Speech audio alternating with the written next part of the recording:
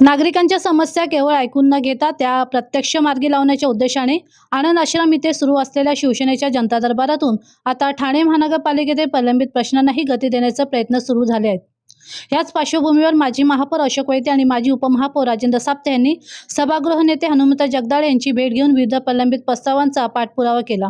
उपमुख्यमंत्री एकनाथ शिंदे यांच्या मार्गदर्शनाखाली सुरू असलेल्या जनता दरबारात ठाण्यासह विविध भागातील नागरिक आपल्या अडचणी मांडत आहेत। माजी महापौर अशोक वैते, माजी उपमहापौर राजेंद्र साप्ते, माजी नगरसेवक मनोज शिंदे आणि अन्य पदाधिकाऱ्यांच्या नेतृत्वाखाली या उपक्रमातून अनेक प्रश्नांवर तातडीने कारवाई करण्यात येत आहे। सभागृह नेत्यासोबत झालेल्या बैठकीत कोविड काळात सेवा बजावलेल्या कर्मचाऱ्यांचा प्रस्ताव तातडीने राज्य शासनाकडे पाठवणे, पंच ऑपरेटरच्या प्रस्तावाला महासभेची मंजुरी मिळवून शासनाकडे सादर करणे तसेच भांडार लिपिकाच्या प्रलंबित प्रस्तावावर त्वरित निर्णय घेण्याची मागणी करण्यात आली। याशिवाय विस्थापितांच्या पुनर्वसनासंदर्भातील प्रस्तावावर सहाय्यक आयुक्तांशी समन्वय साधून आयुक्तांची मंजुरी मिळवणे तसेच नागरिकांच्या मालमत्ता कराशी संबंधित तक्रारीचे त्वरित निराकरण करण्याबाबतही प्रशासनाचे लक्ष वेधण्यात आले। या बैठकीला शिवसेना गटनेते पवन कदम, माजी नगरसेवक जनार्दन खेतले, ॲडव्होकेट संघारे मॅडम आणि संबंधित अधिकारी उपस्थित होते। नागरिकांच्या प्रलंबित प्रश्नावर जलद कार्यवाही व्हावी यासाठी जनता दरबारातून प्रशासनावर सातत्याने पाठपुरावा सुरू राहणार असल्याचे पदाधिकाऱ्यांनी यावेळी स्पष्ट केले। जनता दरबारमध्ये बऱ्याचशा तक्रारी होत्या आणि काही प्रश्न प्रलंबित होते। ह्या संदर्भात आज या ठिकाणी जगदाळे साहेब यांच्या आपण बैठक लावली होती।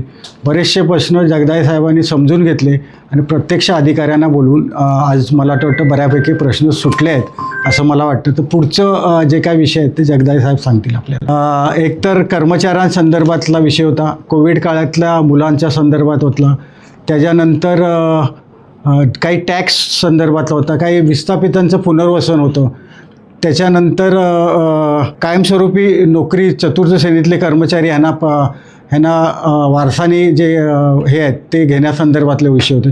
आज जगदाळे साहेबांची तर सविस्तर चर्चा झाली आणि त्यांनी प्रत्येक अधिकाऱ्याला बोलून तशा प्रकारच्या सूचना दिलेल्या आहेत।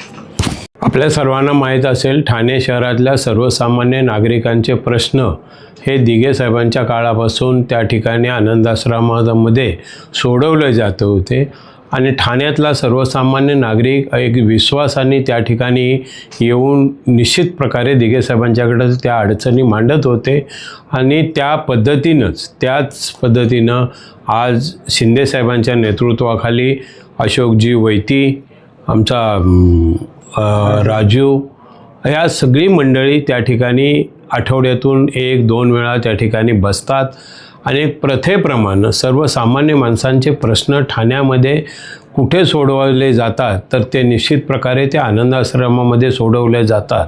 अशा प्रकारचा मेसेज एक ठाणे शहरातील सर्व नागरिकांच्याकडे आहे आणि त्या दृष्टिकोनातून नेहमी आठवड्यातनं त्या ठिकाणी बसून असणारे प्रश्न त्या ठिकाणी घेऊन आज अशोक वैते, राजेंद्र साप्ते आणि ही मंडळी माझ्याकडे आल्यानंतर संबंधित अधिकाऱ्यांशी बसून प्रत्येक विषयानिहाय चर्चा केली आणि त्या विषयामध्ये कामगारांचे प्रश्न असतील, काही लोकांच्या घराचा प्रश्न असतो, शेवटी ठाणे शहरामध्ये राहणारा सर्वसामान्य नागरिक आणि त्याचं हित जपण्याचं काम गेली अनेक दशकं शिवसेनेच्या वतीने होत असतं। त्याच दृष्टिकोनातून आम्ही आज संबंधित अधिकाऱ्यांना या ठिकाणी बोलावून घेतलं आणि जे प्रश्न सोडवण्यासारखे आहेत ते प्रश्न निश्चित प्रकारे सोडवण्याच्या सूचना दिलेल्या आहेत। काही प्रश्न माननीय आयुक्तांच्या स्तरावर सुटण्यासारखे आहेत, ते माननीय आयुक्तांशी सुद्धा बोलून त्या प्रश्नाची सुद्धा उकल करून नागरिकांना दिलासा देण्याचं काम हे निश्चित प्रकारे आम्ही करणार आहोत। शेवटी हे सरकार, ही सत्ता ही सर्वसामान्य नागरिकांसाठी आहे हे शिंदे साहेबांचं सातत्याने म्हणणं असतं आणि त्या दृष्टिकोनातून आम्ही प्रयत्न करतोय।